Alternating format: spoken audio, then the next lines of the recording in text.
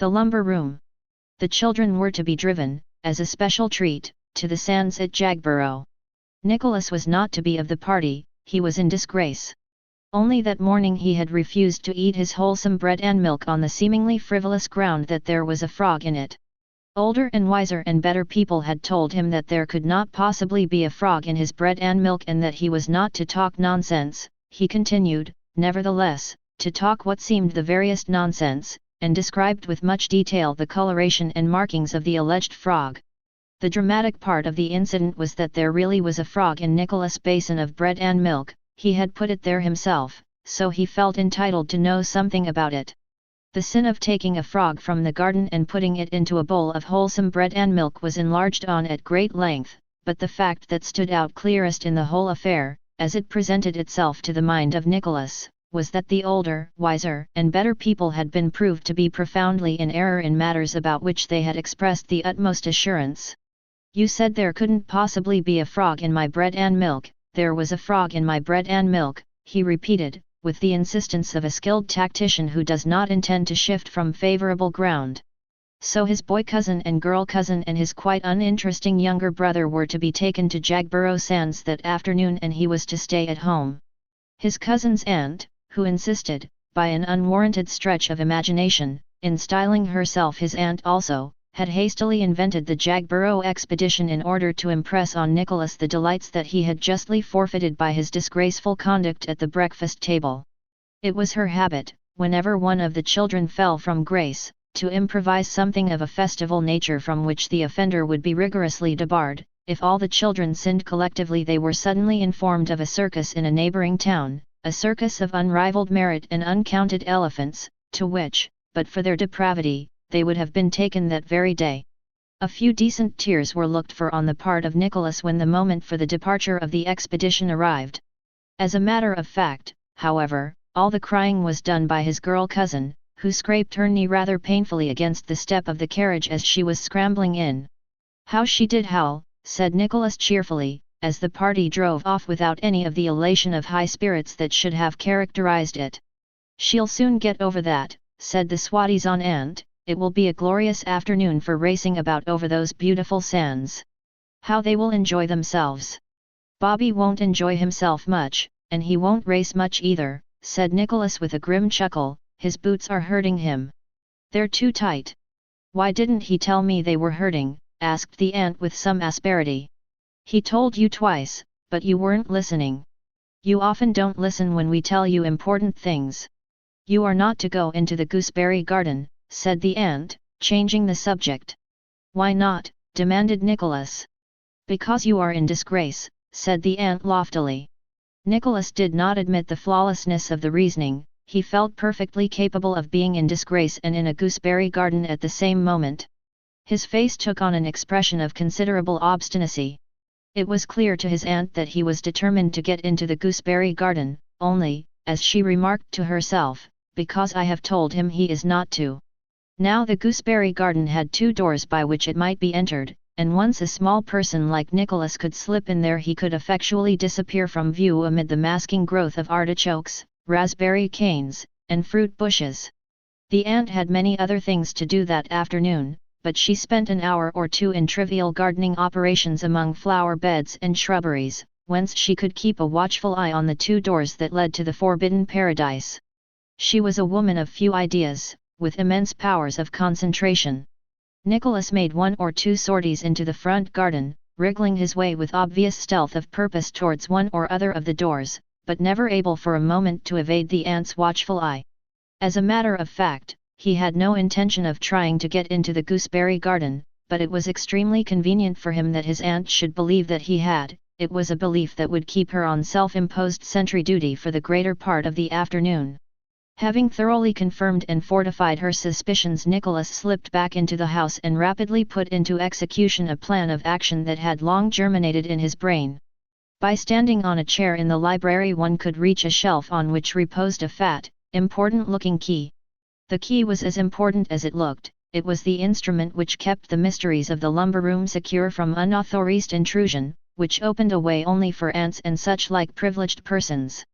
Nicholas had not had much experience of the art of fitting keys into keyholes and turning locks, but for some days past he had practiced with the key of the schoolroom door. He did not believe in trusting too much to luck and accident.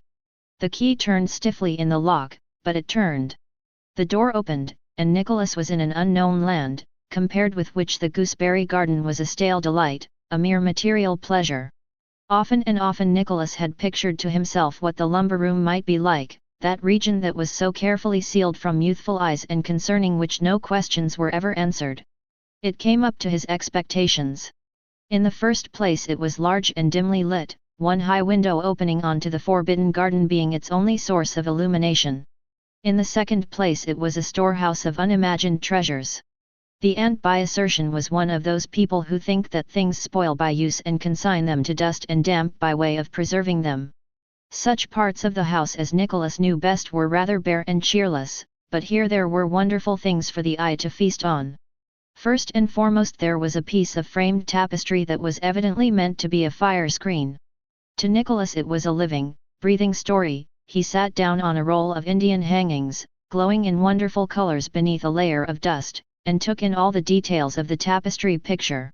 A man, dressed in the hunting costume of some remote period, had just transfixed a stag with an arrow. It could not have been a difficult shot because the stag was only 1 or 2 paces away from him. In the thickly growing vegetation that the picture suggested it would not have been difficult to creep up to a feeding stag, and the 2 spotted dogs that were springing forward to join in the chase had evidently been trained to keep to heel till the arrow was discharged. That part of the picture was simple, if interesting, but did the huntsman see, what Nicholas saw, that 4 galloping wolves were coming in his direction through the wood? There might be more than 4 of them hidden behind the trees, and in any case would the man and his dogs be able to cope with the 4 wolves if they made an attack? The man had only 2 arrows left in his quiver, and he might miss with one or both of them. All one knew about his skill in shooting was that he could hit a large stag at a ridiculously short range. Nicholas sat for many golden minutes revolving the possibilities of the scene. He was inclined to think that there were more than 4 wolves and that the man and his dogs were in a tight corner. But there were other objects of delight and interest claiming his instant attention. There were quaint twisted candlesticks in the shape of snakes, and a teapot fashioned like a china duck, out of whose open beak the tea was supposed to come. How dull and shapeless the nursery teapot seemed in comparison! And there was a carved sandalwood box packed tight with aromatic cotton wool, and between the layers of cotton wool were little brass figures, hump-necked bulls and peacocks and goblins, delightful to see and to handle. Less promising in appearance was a large square book with plain black covers. Nicholas peeped into it, and, behold, it was full of colored pictures of birds. And such birds!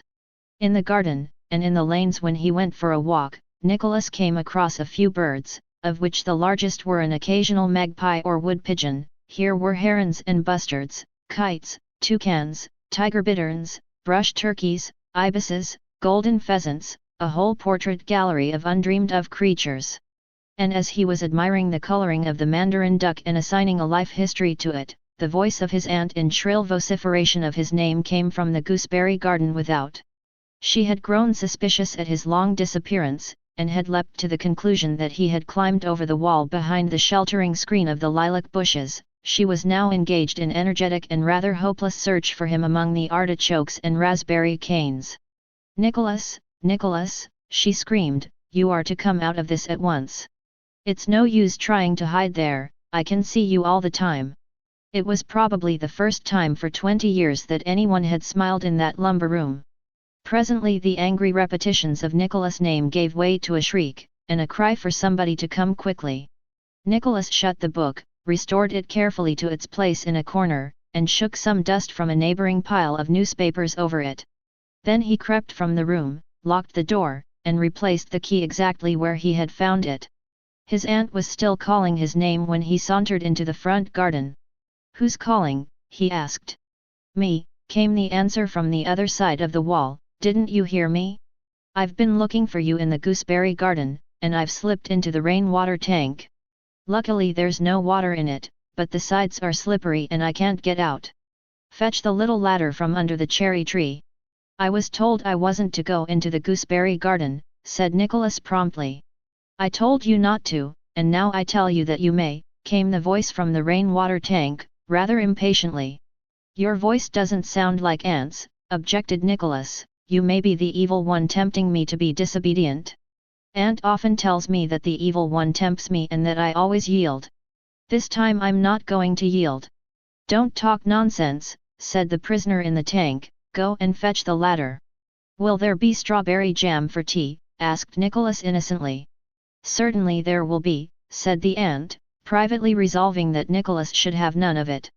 Now I know that you are the evil one and not Ant, shouted Nicholas gleefully. When we asked Ant for strawberry jam yesterday she said there wasn't any. I know there are 4 jars of it in the store cupboard, because I looked, and of course you know it's there, but she doesn't, because she said there wasn't any. Oh, devil, you have sold yourself. There was an unusual sense of luxury in being able to talk to an ant as though one was talking to the evil one, but Nicholas knew, with childish discernment, that such luxuries were not to be overindulged in. He walked noisily away, and it was a kitchen maid, in search of parsley, who eventually rescued the ant from the rainwater tank. Tea that evening was partaken of in a fearsome silence.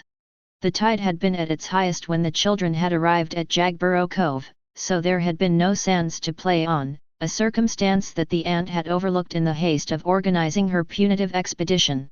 The tightness of Bobby's boots had had disastrous effect on his temper the whole of the afternoon, and altogether the children could not have been said to have enjoyed themselves.